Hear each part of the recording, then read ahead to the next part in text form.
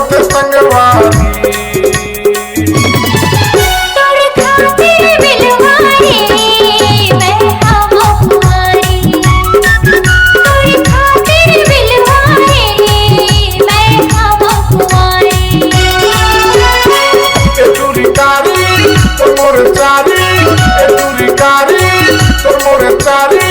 होत संगवारी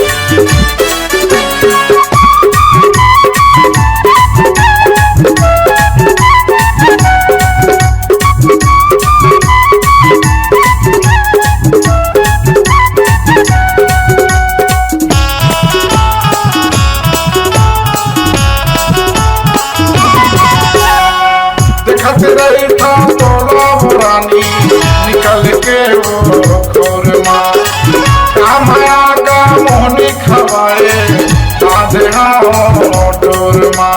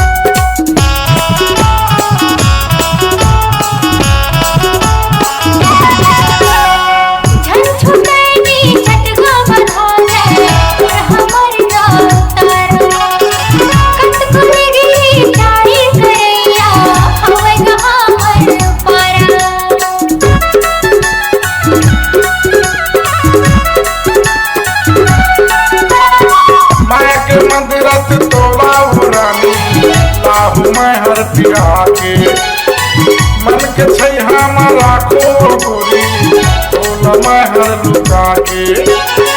मन की बात कैसे बतावा, मन की बात कैसे बतावा, मत बड़ भारी तोरे खातिर पगली हो मैं समझाऊंगारी।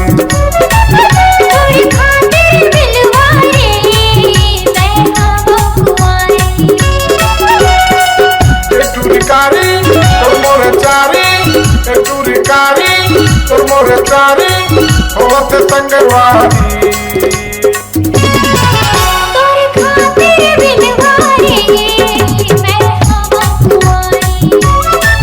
तोरे खातिर पगली हो मैं समझाऊंगारी।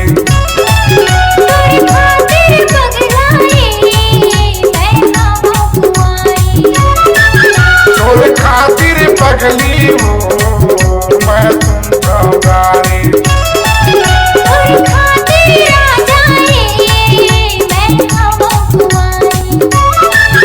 तोरे खातिर पगली हो मैं